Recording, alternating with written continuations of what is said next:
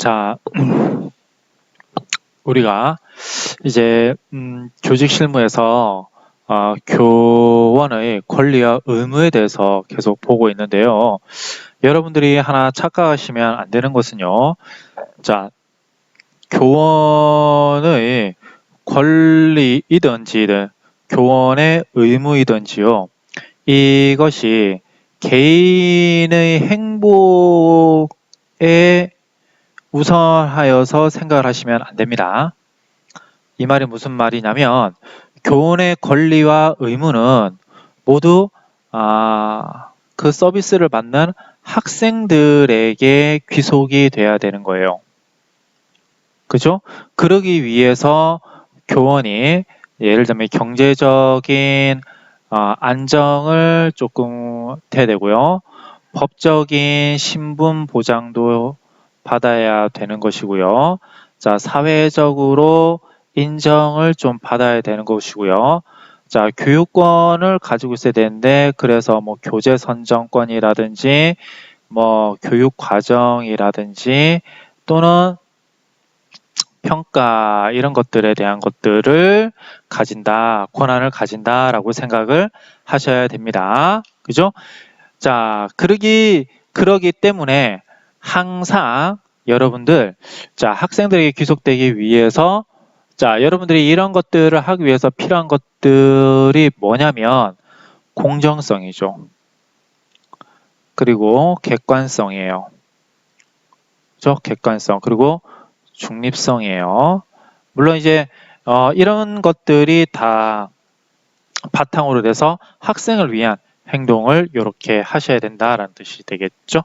자, 여기 보시면 알겠지만 개인을 위한 행복을 추구한다라고 했을 때 성적도 어떻게 보면 이렇게 색깔이 좀 그러네요. 자, 성적도 개인을 위해서 한다고 하면 문제가 되고요. 아시겠지만 숙명 요구 사건도 있고요. 그죠?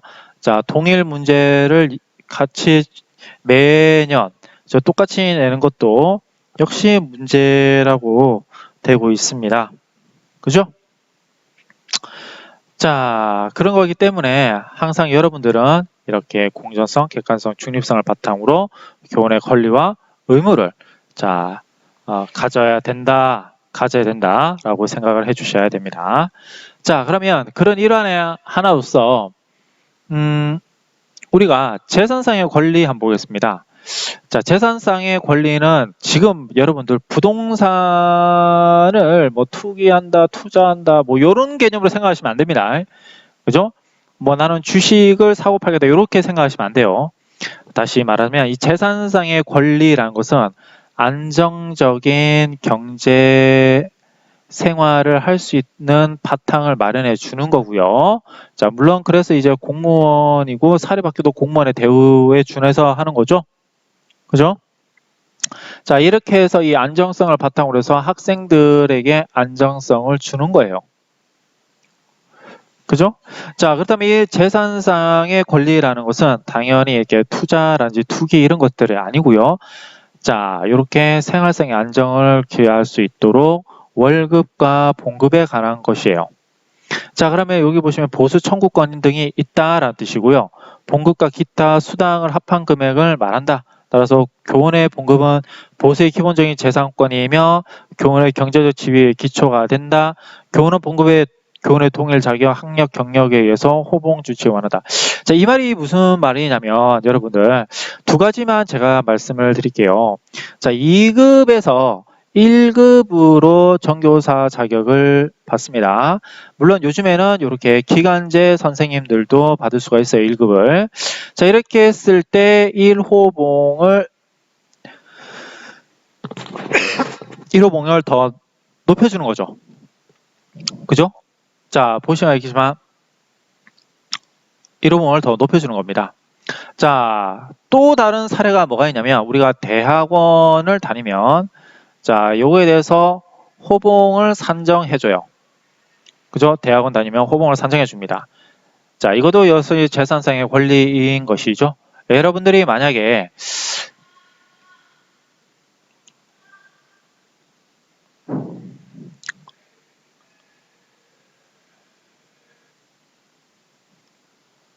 자, 그래서 여러분들이 또 하나 알아두셔야 되는 것은요, 여러분들. 자, 우리 보건교사 있죠? 그죠? 근데 이제 보건교사 되기 전에 예를 들면 간호사로서 자, 근무한 내역이 있다라고 하면 여기서 호봉을 재측정해 줍니다. 다시 말하자면 여러분들이 9호봉이나 10호봉부터 시작하는 것이 아니라 자, 간호사 경력을 자, 80에서 100% 다 인정을 해준다는 것이 되겠죠. 그죠? 자, 그래서 그런 내용들이 이제 재산상의 교사에 있어서 권리라고 보시면 되고요. 자, 그러면 교원에 그렇다면 권리가 있냐? 아니죠. 해야 될 의무도 있습니다. 자, 기본적으로는 학생을 지도하고 가르쳐야 되는 것이죠. 자, 교원은 교육기본법 등 교육관계 법령과 국가공무원법, 사립학교법에 등이 정한 의무를 이행해야 한다. 국공립학교 교원은 공무원으로서 교육공무원법의 적용을 받으면서 아울러 국가공무원법의 적용을 받고 사립학교 교원도 사립학교법에 의하여 교육공무원법과 국가공무원법의 준용을 받으므로 그죠? 자, 공사립학교의 모든 교원은 그 의무에 있어서 국가공무원법의 적용을 받게 되는 것이다 라는 것이 되겠죠? 자, 그러면 여기 한번 보겠습니다. 교육공무원의 복무상의 의무 한번 보도록 하겠습니다. 그러면서 이렇게 자, 직무상의 의무와 신분상의 의무로 나누어질 수 있는데요. 그죠? 직무상의 의무와 신분상의 의무로 나눠질 수 있는데요. 자, 신분상의 의무부터 보자면 법령에 준수해야 됩니다. 그죠? 자, 법령에 준수해야 되고요. 복종의 의무라고 되어 있는데요. 상급자는 누가 있죠, 여기서? 자, 교장과 교감이 있죠. 뿐만이 아니라 그 위로는 대통령, 국무총리, 그 다음에 부장관이 있어요. 자, 이분들의 명령을 받아야 된다는 거죠. 친절 공정의 의무가 있고요. 성실의 의무가 있는데 열심히 가르쳐야 된다라는 말이에요. 이게 열심히 가르쳐야 된다라는 뜻이에요. 자, 비밀 엄수의 의무가 있고요. 자, 그러기 때문에 여러분들 여기에서 특히 좀 문제가 되는 게 학생의 자, 개인 정보를 유출하면 안 됩니다. 학생의 개인 정보는 무엇이냐? 건강이라든지 자, 또는 학번이라든지 또는 성적이라든지 또는 그 사진 같은 것들을 절대 외부로 유출해서는 안 돼요. 자, 그러면 그런 사례들이 종종 있습니다. 우리가 그죠?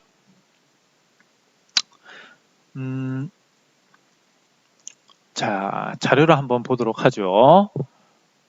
자료를 보면 이렇게 봅시다. 이렇게 보시면 자, 이렇게 보시면 여기 보면 자, 교사들 졸업앨범서 제 사진 빼주세요 라고 하면서 요즘에 나온 거죠. 개인정보 유출 우려한다. 이것은 교사의 입장이고요. 그죠? 교사의 입장이고 여기 한번 봅시다. 자, 교사가 제자 개인정보 유출을 하였다라고 되어 있죠. 한 고등학교 동창생의 개인정보를 교사가 가족에게 넘겨 경찰이 수사를 하고 있다라는 뜻이죠. 자, 그래서 학교는 정보를 유출한 교사를 업무 배제했으며 라고 되어 있죠. 자, 여기도 있습니다. 생활기록부 정보 유출 사건에 대해서 교사 노조 성명 이런 것들이 있죠. 자, 그래서 여러분들 교사는 학생의 그 개인정보를 굉장히 많이 취급합니다. 그죠? 그래서 이런 것들을 비밀 엄수를 해야 되는 의무를 가지는데요. 특히 이런 경우도 있습니다. 성적, 그죠? 자, 다른 학생이 모르도록 해야 됩니다. 또는 자, 우리가 국가로부터 뭐 지원금을 받는 학생들이 있어요. 그죠? 기초생활수급자. 자, 이 학생들도 자, 다른 학생들이 모르도록 해야 되고요. 자, 뿐만이 아니라 기초생활수급자라 특정 질병이 있는 경우도 있어요. 자, 이런 경우도 다른 학생이 모르도록 해야 됩니다. 그죠? 자, 그렇게 했고요. 자, 이런 내용들은 개인정보 보호를 위해서 특히 여러분들이 조금 조금 예민하게 다루어야 될 내용들이었습니다. 자, 그 다음에 청렴의 의무가 있고요. 자, 이건 당연히 우리가 알 수 있죠? 뭐요? 자, 김영란법이 이렇게 있죠. 자, 제가 여러분들이 조금 이해하기 편하도록 일단 몇 가지 생활기록부 유출 금지, 그죠? 다음에 질병이라든지 또는 기초생활 수급자 지원금 받는 내용이라든지 성적 외부 유출 금지 이런 것들이 되겠죠.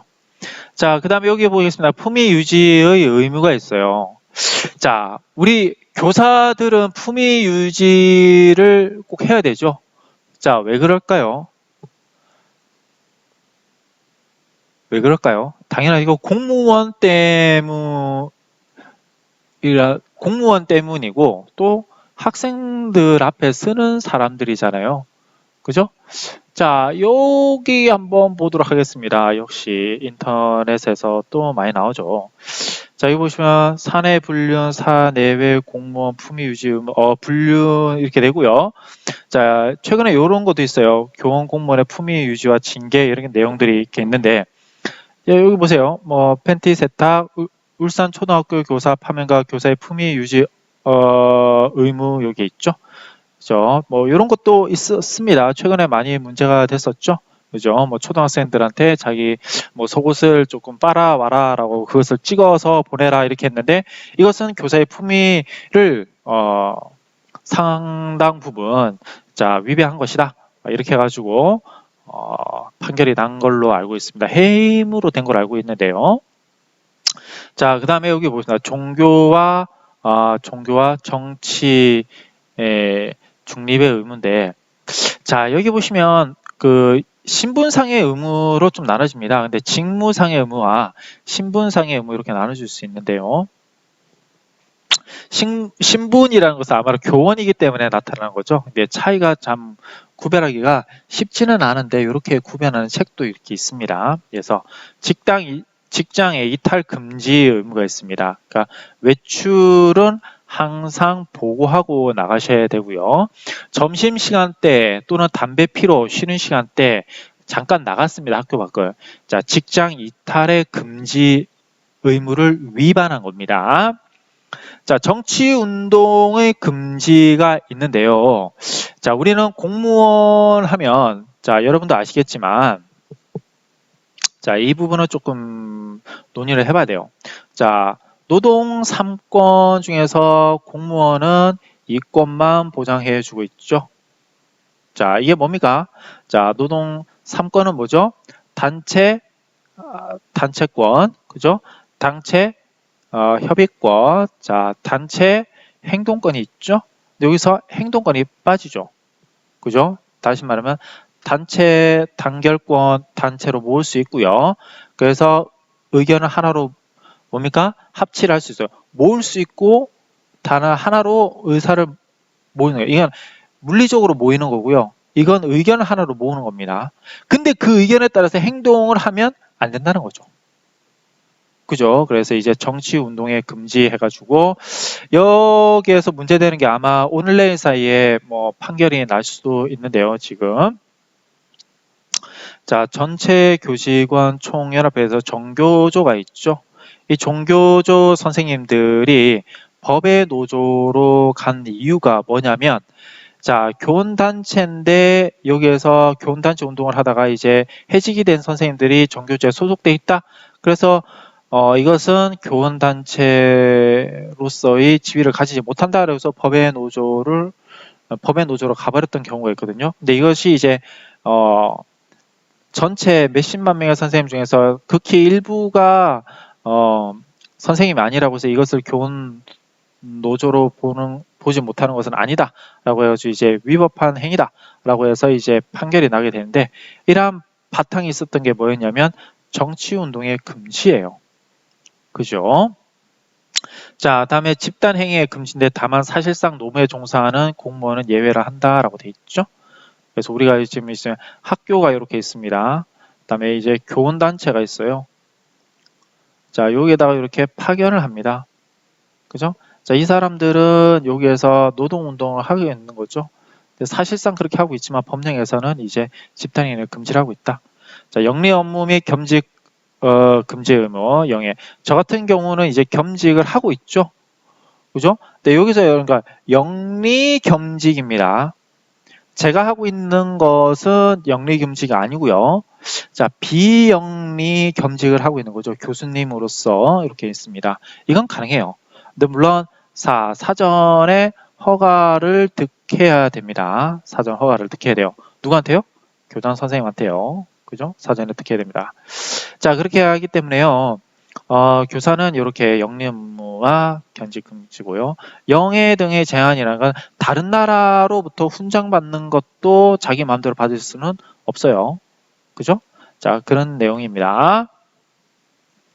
자, 그래서 교육공무원의 복무상 의무 한번 알아봤습니다.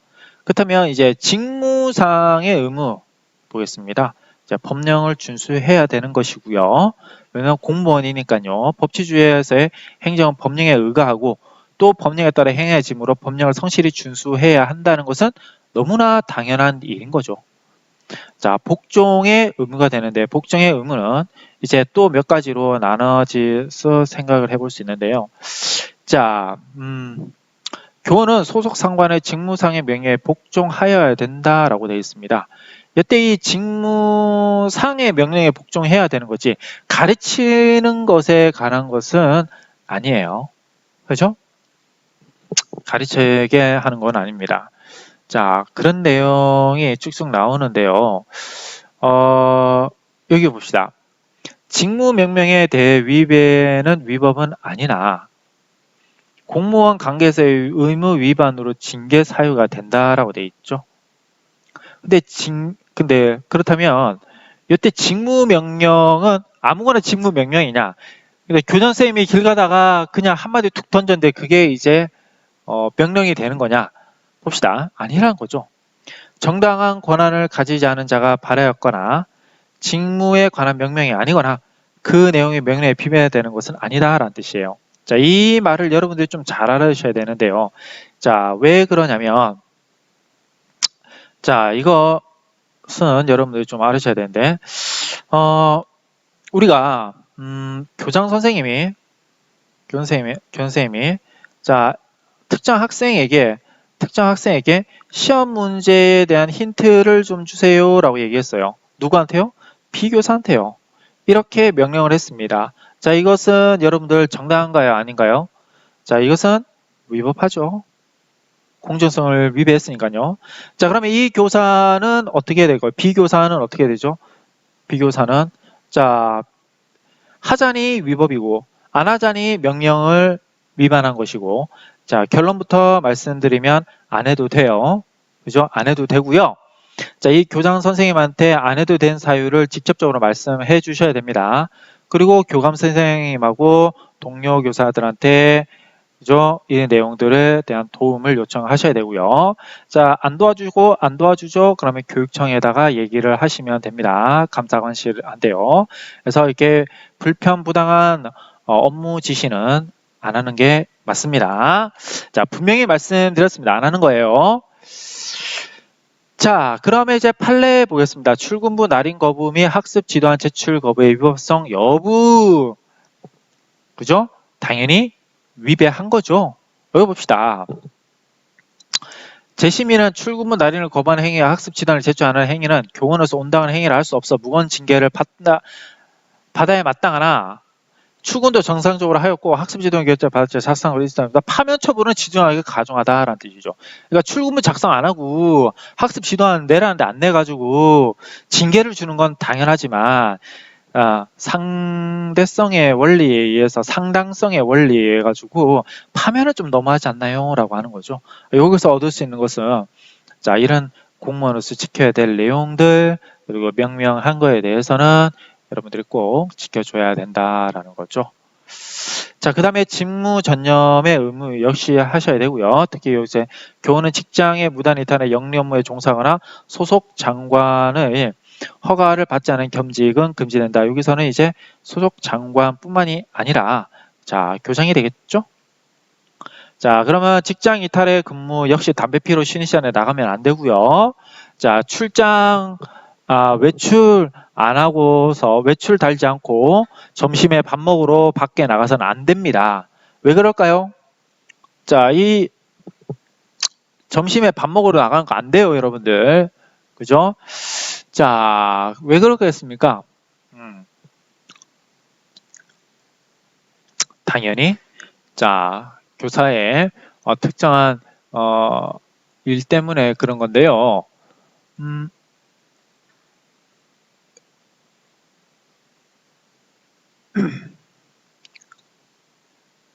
자, 왜 그런지 한번 보겠습니다.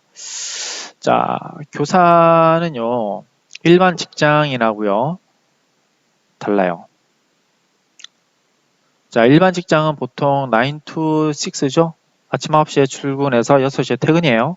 자, 근무 시간 몇 시간이에요? 총 8시간이네요. 자, 교사는 다릅니다. 보통, 자, 8 to 4예요. 자, 몇 시간 근무한 거예요? 다시 보세요. 자, 9, 10, 11, 12, 1, 2, 3, 4, 5, 6. 자, 하나, 둘, 셋, 넷, 다섯, 여섯, 일곱, 여덟, 아홉. 근데 8시간이죠. 왜요? 자, 12시에서 1시간은 뭡니까? 점심시간에서 빠지는 거예요. 그죠? 자, 근데 교사는 아니에요. 자, 왜 그러면 요때 점심시간 때 학생 지도를 해야 됩니다. 그죠? 자, 그러기 때문에 점심시간도 근무시간에 포함돼서 8 to 4입니다. 자, 물론 요런 것들에 대해서 이제 교육 행정직도 역시 이렇게 말을 하고 있죠. 8 to 4로 해달라. 점심시간 또 실제로는 근무시간에 포함시켜달라라고 해서 제가 알기로는 근무시간에 포함된 걸로 알고 있습니다. 제가 알고 있기로는요. 자, 그래요. 그래서 점심시간 때 여러분들이 외출을 하는 것은 상당히 위험합니다. 이해가시죠? 그죠? 자, 여기 잠깐만 볼게요. 보시면 알았죠? 교육 행정지 점심시간은 뭐 학생 지도를 위해서 점심시간에 포함된다. 근무시간도 이렇게 되는데요. 제가 이렇게 공무원 분야 지시인 답변 이렇게 나오는데 이게 뭐 출처가 그렇게 정확한 건 아니지만 여러분한테 그래도 이런 내용들이 있다라는 것을 잠깐 보여드리기 위해서 이렇게 한 겁니다. 자, 그 다음에 보겠습니다. 영리 및 겸직의 의무 당연히 해서는 안 되겠죠. 교사가 학생들을 가르치는데 과외를 한다든지 학원을 운영하면서 돈을 버는 거 안 됩니다. 자, 그다음에 친절과 공절의 의무가 있고요. 성실의 의무가 있고 자, 요거 한번 보겠습니다. 성실의 의무인데 이게 또 많이 좀 첨예하게 현장에서는 좀 걸리게 되는 요인 중에 하나예요. 자, 여기 한번 봅시다. 청소 시간에 장난하다가 학생이 다친 사고에 대한 교사의 책임 범위 많이 나옵니다. 굉장히 많이 나옵니다, 여러분들. 이런 사례 엄청 많습니다. 알아두셔야 되는데요. 자, 여자중학교에서 청소 시간에 담임교사가 교무실로 간 사이에 학생끼리 장난을 하며 교실과 복도를 뛰어다니다가 한 학생이 베란다에서 유리창 바깥면 청소를 하고 있는데 다른 학생이 뒤를 지나다 실족해서 추락해 경추골절 탈구 및 불완전 하체 마비 상해를 입어 학부모가 손해배상을 청구했다란 말이 되겠죠. 쉽게 말하자면 청소 시간 때 장난치다 친구한테 부딪혀서 떨어진 거예요. 법원은 판결에서 교원의 직무상의 불법 행위를 인정했다라는 거죠. 손해배상 책임을 40% 인정했다. 한편 다친 학생이 자신의 신체 위험에 대한 예견 능력이 있었다고 보여지는 중학교 1학년 학생이므로 학생의 과실도 60% 인정했다라는 뜻이에요. 자, 이 말이 뭐냐면 여자중학교 청소 시간에 담임교사가 교무실로 간 사이에 학생끼리 장난을 치다가 이렇게 된 거죠. 교무실에 간 사이에요. 그러니까 청소도 역시 뭐 하는 겁니까? 자, 근무 시간이고요. 근무 시간대에 네가 열심히 지도를 했어야지라고 해가지고 그 책임을 40%로 인정했다는 것입니다. 그죠? 자, 이런 경우 좀 난감하죠. 물론 이제 이 손해배상 개인적인 이제 뭐 배상도 해주고 해야 되는데요. 자, 여튼 이런 일도 있었습니다. 자, 그러면 또 다른 일도 있었는데요. 여기 봅시다. 자율학습 시간에 학생 간의 폭행으로 많이 싸워요. 자, 사망한 경우 지도교사의 책임으로 사망했습니다. 자, 자율학습 시간에 지도교원 2명의 교사가 학생들에게 학습 자료 유인물을 배부하고 교무실에 와서 다른 일을 하고 있는 중에 자, 이 부분이 아킬레스건이죠. 그죠? 이 부분이 좀 문제가 됩니다. 있는 중에 한 학생이 다른 학생의 폭행에 학생이 쓰러지면서 계단 콘크리트 벽에 부딪혀 병원으로 후송되던 중 사망하였다. 사망한 학생의 가족이 교사의 지도소를 이유로 자, 이 말이 무슨입니까? 성실하지 못했다라는 뜻이 되겠죠. 자, 네가 밖에 나가지 않았으면 애들이 싸우지 않을 것이고 그렇다면 나는 사망하지 않았을 텐데 라는 거죠. 이 학교가 소속한 시를 상대로 손해배상을 청구한 사건에 대해서 법원은 교사의 가시를 인정하게 될 수밖에 없었습니다. 자, 그래서 원고의 손해를 배상한 책임이 있다고 판결하였다. 또 사망한 학생 행위도 사고 발생의 한 원인이라고 보고 손해배상의 산정에 참자하고 20% 정도를 가시비로 산정했다라는 뜻이겠죠. 그러니까 교사가 20% 돈을 물으면 이렇게 대전에 있었습니다. 자, 그다음에 3번 한번 보겠습니다. 학교 일과 시간 이후입니다. 학교 내 사고가 되는 일과 시간 이후에 교사는 그 업무를 어떻게 해야 되느냐라는 뜻이죠. 자, 오후 5시 45분경 중학생들이 학교 농구장에서 경기를 하는 중 농구 받고 나간 공을 잡으러 운동장으로 가던 중 학생이 13m 떨어진 곳에서 투포한 공에 머리를 맞아 뇌경만에 혈중 도로 상해를 입은 사고에 대해서 피해 학생과 가족이 시를 상대로 손해배상 청구를 한 사건에서 법원은 교사의 가시를 40%, 학생의 가시를 60% 인정한 판결을 하였다라는 뜻이 되겠죠. 그렇죠? 자, 뭐 세부적으로 말하자면 자, 여러분 여기 조금 무조건 중요한 것은 일반화 하시면은 안 되고요. 자, 중요한 것은 성실의 의무를 다했냐라는 거예요. 자, 쉬는 시간이라든지 점심 시간이라든지 자, 외부 활동이라든지 이때 선생님의 의무를 다했냐라는 것입니다. 의무를 다하지 않았다고 하면 그 학생들한테 보상을 해줘야 된다는 것이죠. 그죠? 자, 물론 이 사례들이 조금 극단적인 사례라서 무조건 선생님이 다 돈을 내야 됩니까? 대전시법에서 참 많은 일이 일어났네요. 자, 그렇게 생각할 수도 있지만 좀 세밀하게 좀 알아볼 필요도 있어요. 이것도 있습니다. 수업 시간에 교과 지도와 무관한 학교 비리를 말하는 행위의 적법성 여부. 자, 그죠? 성실의 의무 품위 유지를 위반하였다는 것은 인정되는데 그렇다고 해서 그죠? 야, 파면하는 건 좀 너무했다 이런 말이에요. 그죠? 자, 그래서 여러분들이 어떤 그 쉬는 시간이나 청소 시간 때 그 학생들을 자율적으로 하도록 하지 마시고 꼭 임장 지도를 할 수 있도록 그렇게 최선을 다하셔야 될 것입니다. 비밀 업무 엄수의 의무 이런 것들이 있어요. 그래서 여기 보겠습니다. 비밀 누설은 행정상의 징계 사유가 될 뿐만이 아니라 형사상의 피해사실 공포죄 또는 공무상 비밀 누설죄 등을 구성한다. 다시 이게 무슨 말이냐면 행정상으로 제가 징계를 먹고 또 파면을 당했다 하더라도 민사상이라든지 이런 벌금이 나온다는 거죠. 민사상으로 문제가 되면 또 그에 대해서 뭐 합의금도 나가야 되고요. 또 형사상으로 문제가 돼서 벌금도 나온다 이 말입니다. 그렇죠? 좀 명확하게 알아두셔야 되고요. 자, 청렴 의무가 있습니다.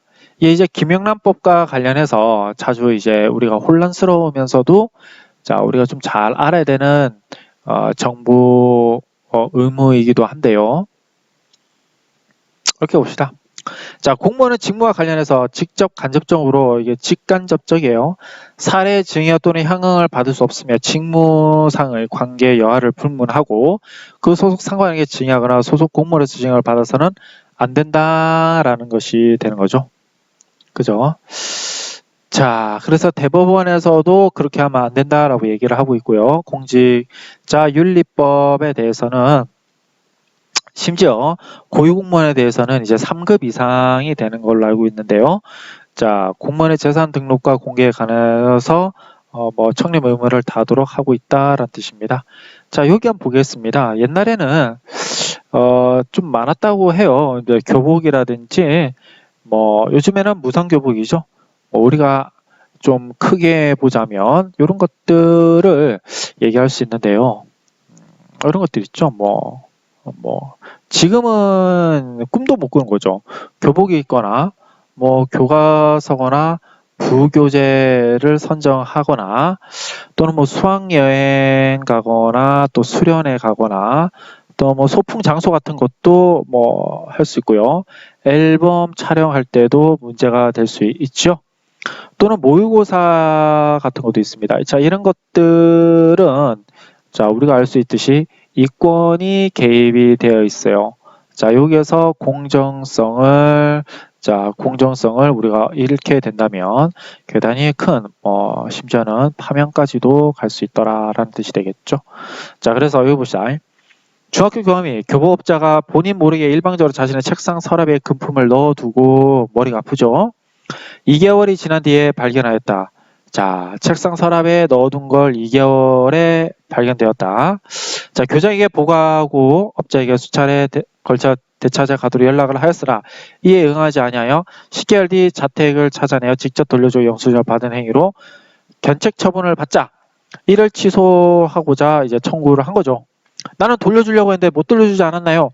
자, 이때 재심의 금품은 10개월 동안이나 보관하고 있었다라는 것이죠. 여기서 알 수 있죠. 즉시 반환이에요. 자, 그리고 반환하면서 신고도 하셔야 돼요. 자, 교장 선생님뿐만 아니라 교육청에다가 자, 더욱이 이를 본인의 은행 구자에 예치했다가 돌려준 사실, 그럼 이자도 있겠네요. 자, 그러면 이 이자를 받아가지고 이익을 받겠네요. 이렇게 본 거죠. 일단 영득 의사가 있었고 후환을 염려해 돌려준 것이라고 판단해서 원처분은 견책조항이 상당하다고 판결하였다라는 뜻이 되겠죠. 자, 참고로 교감 선생님이 견책받으면 교장 선생님으로 승진을 하지 못합니다. 참고로. 자, 뭐 그래서 이럴 때는 즉시 반환하고 신고하고요. 자, 교육청에다가 좀 알려줘야 됩니다. 뭐 이런 경우는 지금은 없습니다. 지금은 현재는 없는 것 같아요. 그렇죠? 지금은 제가 알고 있는 한은 없는 것 같은데 여러분이 혹시 이런 일이 발생되면 여러분의 신분을 보호하기 위해서라도 꼭 청렴하게 일처리를 하셔야 됩니다. 그죠? 여러분들은 공무원이거나 사립학교는 공무원에 준하는 자, 높은 도덕성을 요구받는 지위에 있기 때문에 그에 맞는 청렴을 갖추고 있어야 됩니다. 자, 품위 유지의 의무는 여러분들이 각 한 것 같고요. 자, 판례 한번 보도록 하죠. 재밌죠? 자, 여기 보겠습니다. 결혼한 여교원이 유부남과 동거한 관계상에 있다. 품위 유지를 뭐 손상했다라고 돼 있네요. 그죠? 자, 당직 근무 중 학생의 술을 사오라고 하고 취한 상태에서 학생 상담하는 행위로 교사 본연의 태도라 할 수 없는 거죠. 자, 옛날에 80년대만 하더라도 이런 것이 있었다고는 얘기를 하는데요. 여러분, 요렇게 가면 정말 인생 힘들어집니다. 자, 이런 거 절대 하시면 안 됩니다. 좋아요. 자, 그 다음에 종교 중립의 의무 한번 보도록 하겠습니다. 공무원은 종교에 따른 차별을 없이 직무를 수행하여야 하고요. 자, 공무원은 소속 상관이 위원회 직무상의 면밀한 한 경우에도 이에 따르지 아니할 수 있다라는 거. 자, 이런 것들을 알아주세요. 자, 신분상의 의무는 공무원의 직무 자체보다 신분으로 우러나는 의무의 내일을 나눠보면 다음과 같다라는 뜻이 되겠죠. 자, 뭐가 있냐면 직장 이탈 금지의 의무가 있고 또 하나는 정치활동 금지의 의무가 있습니다. 그리고 집단 행동 금지의 의무가 있는데 이 부분이 중요한 부분들이죠. 이 부분들이 중요한 부분입니다. 이렇게요. 자, 다른 거 뭐 그렇다 치더라도요. 할 거 봅시다. 자, 공무원은 대통령령에 정하는 바에 의해서 자, 영리 한계 및 노세 종을 이런 것들 정하는 공무원은 사실상 노무에 종사하는 공무원을 제외하고는 노동, 운동, 기타 공무 외의 일을 집단 행위를 할 수가 없다라는 말이죠.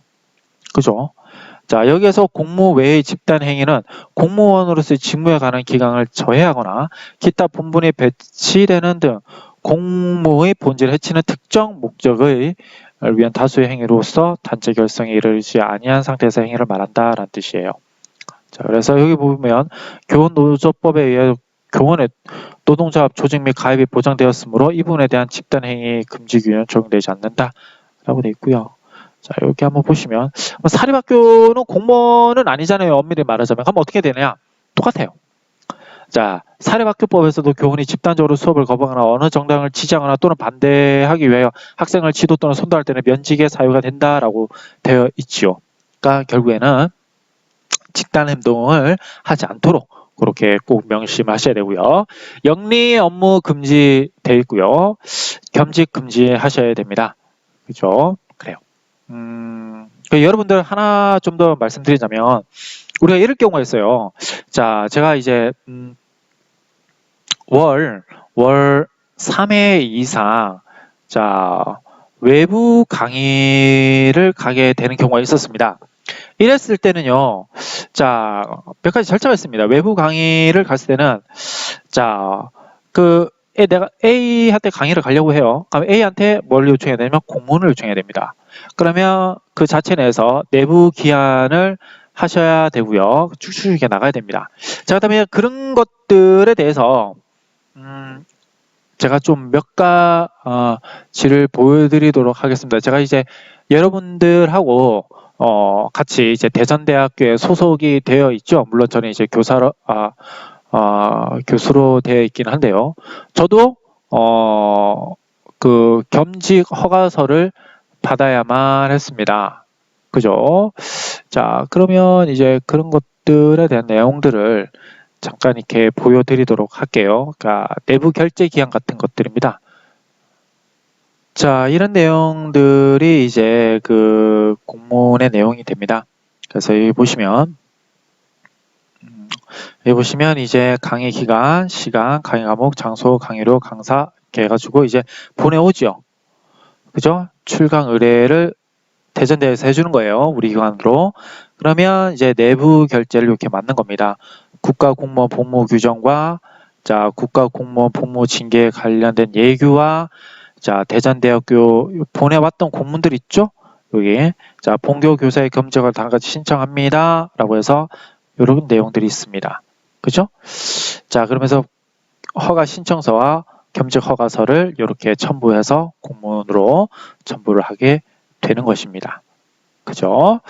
그래요. 그래서 이제 겸직 금지를 의무를 지켜야 되는데 어쩔 수 없이 외부 강의를 나갈 때는 자 그에 대한 여러 가지 절차들이 있더라라는 거죠. 그렇다 하더라도 영리 업무는 할 수가 없다라는 겁니다. 자, 요거 한번 보도록 하겠습니다. 자, 공무원은 대통령의 허가 없이 외국으로부터 영해나 증여를 받지 못하고 이는 공무원은 국민 전체에 대한 봉사자로서 오로지 국가의 이익을 추구함에 비추어서 외국 정부로부터 영해나 증여를 인한 영향을 배제하기 위한 거죠. 그러니까 훈장을 받지 말라는 거죠. 그죠? 자, 근데 뭐 조금 애매하게도 외국에서 훈장을 준다고 하면 좀 좋을 수 있죠. 그죠? 자, 공무원 또는 그 가족이 공무원의 직무와 관련 외국인의 외국 단체로부터 당해 국가에서의 뭐 시가 미화 100달러 또는 국내 시가 10만 원 이상 상당의 선물을 받을 땐 지체 없이 소속 기관장에게 뭐 신고를 해야 됩니다라고 되어 있습니다. 그죠? 그리고 신고 즉시 국고로 기속된다라는 점이죠. 자, 이런 것도 여러분들 돈이 얼마 되지도 않는 건데 괜히 받았다가 문제가 생기면 여러분 신분상에 크게 문제가 됩니다. 이런 것들은 잘 알고 계셨다가 좀 문제가 되지 않도록 그렇게 좀 해주세요. 자, 교원노조와 교장의 권리와 의무 이렇게 쭉쭉 나와 있는데요. 노동자 가입 자격과 교장의 지위 이렇게 되어 있고요. 자, 그럼 여기 보겠습니다. 교섭 당사자는 누굴까요? 자, 교장, 교감이 사용자에 포함되어도 교원 노조법상의 조합 조직의 체계에 의해서 조합의 대표와 단체 교섭을 할 수 있는 교섭 당사자는 아니다. 라는 것이죠. 그러니까 교장교감쌤이 아무리 교사들한테 명령을 하더라도 교장교감과 교원단체가 협의를 하는 건 아니라는 겁니다. 그죠? 자, 그렇다면 교섭 당사자는 누구냐면, 자, 조합의 대표자와 교육부 장관, 교육감, 학교 법인 등의 연합체이다 라는 뜻이 되겠죠? 그죠? 자, 그래서 시도 단위 또는 전국 단위 안에서 노동조합을 설립할 수 있다라는 점. 그래서 우리는 교육청연합회, 그죠? 그거 하나만 지금은 법에서 인정하는 단체이더라라는 겁니다. 자, 그렇게고요. 자, 여기 봅시다. 노동조합의 조직 및 가입 활동에 대해서 과연 불이익한 대우를 받았다라고 하면, 자, 그래서는 안 된다는 것이죠. 자, 사용자는 근로자의 노동조합에 가입 또는 가입을 하려고 하였거나, 노동조합을 조직하려고 하였거나, 기타 노동조합의 업무를 위한 정당한 행위를 가입한 것을 이유로 그 근로자를 해고하거나 불이익을 주는 행위를 할 수 없다라고 되어 있는데, 자, 그러면 우리나라에서 하고 있는 자, 법 내 노조, 교원 노조는 뭐가 있는지 한번 살짝 보도록 하죠. 자, 우리가 교원의 단체 편에서 이것은 다시 자세하게 다룰 건데요. 여기 보면 한국교원단체 총연합회라고 되어 있죠. 이렇게 홈페이지도 되어 있고요. 뭐 여기 보시면 이제 교권의 상담도 있고 교직 상담 이렇게 되어 있네요. 이렇게 보수, 인사, 연금, 기타 이렇게 되어 있고요. 연수도 하게 되어 있습니다. 그래서 이제 이런 내용들이 있다는 것은 무엇보다도 교원의 지위 향상과 그죠? 복리 향상을 위해서 조직된 단체다라고 하시면 될 것 같아요. 자, 그래서 이 부분은 노동조합과 관련돼서는 우리가 별도의 차후의 시간이 있음으로써 좀 한번 여러분들이 읽고 넘어가는 걸로 그렇게 하도록 하겠습니다. 자, 이렇게 해서 우리가 교사의 자, 권리와 특성에 대해서 얘기를 한번 해봤습니다. 자, 여러분 여기서 이제 과제를 출제를 할게요. 그죠? 자, 여러분들이 이걸 해서 과제를 자 댓글로 작성해 주세요. 자, 그러면 과제는 무엇이냐면 사례입니다. 자, 이번에 새로 부임한 자 30살의 여교사는 자 고등학교 2학년 학생을 수업하게 되었다. 남학생이라고 합시다. 남학생을 수업하게 되었다. 이때 그 학생이 이 선생님을 A 교사로 합시다.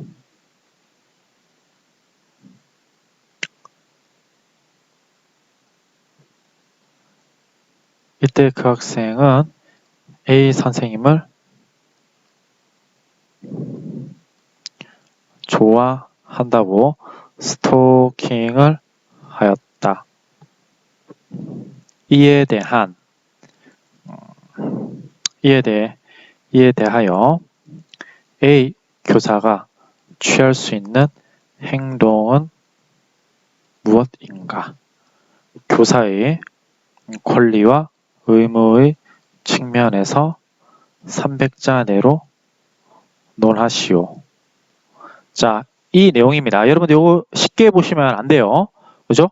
다시요. 이거 쉽게 보시면 안 됩니다. 자, 보시면 알겠지만, 자, 이 A 교사가 있고요. 그리고 학생이 있어요. 자, A 교사는 여학생이고요. 이 남학생이고요. 그죠? 얘는 고2고요. 선생님은 30살이에요. 자, 교사니까 가르쳐야 돼요. 자, 학생이니까 배워야 되는데 뭘 배워야 되나요? 그죠? 자, 어떻게 가르쳐야 되나요? 자, 이 학생이 여기서 스토킹을 한다고 해봅시다. 그죠? 그러면 뭐 여기에 대해서 교사는 뭐 가르쳐야 되는 가르칠 의무도 있고요. 하지만 우리가 신분상이라든지 이러한 뭐 권리가 좀 있죠. 자, 그죠? 자, 이런 것들을 녹아낸 글을 여러분들이 작성을 해 주셔야 됩니다. 그죠? 자, 논리적으로 좀 작성을 해 주세요. 자, 논리적으로 작성하시고, 자, 최대 됐습니다. 자, 그래서 이제 과제를 댓글로 하지 마시고 이메일로 보내주세요. 왜냐면 우리도 자, 원래는 이제 수업 시간 내에 이런 것들을 다 토론하면 좋은데요. 안 되기 때문에 제 이메일입니다. 그렇죠? 제 이메일 이렇게 돼 있고요. 제 이메일 보셨죠? 보셨으니까 지울 거예요. 이렇게 좋습니다.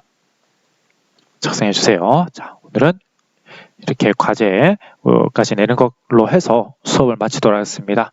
오늘 배웠던 것은 교사의 권리와 의무, 그리고 교사의 특성, 교직의 특성, 교사의 권리와 의무를 여러 각도에서 조금 많은 사례를 통해서 보여드렸는데요. 중요한 것은 어떤 사례를 여러분들이 잘 해석을 해 볼 수 있는 능력을 기르셔야 된다라는 것입니다. 그리고 또 중요한 게 뭐냐면 자, 모든 이러한 사례들과 그죠? 판단의 기준들은 자, 학생을 위하는 행위로 귀결돼야 된다라는 것이죠. 자, 오늘은 이렇게 강의를 끝내도록 하고요. 물론 이렇게 노동조합, 교원의 단체 부분은 다음에 우리가 좀 더 자세히 다루도록 하겠습니다. 그리고 자, 다음 시간에 우리는 그 차시 예고를 해드리자면 자, 시험 동안이라든지 신학기에 교사가 하는 직무들이 있습니다.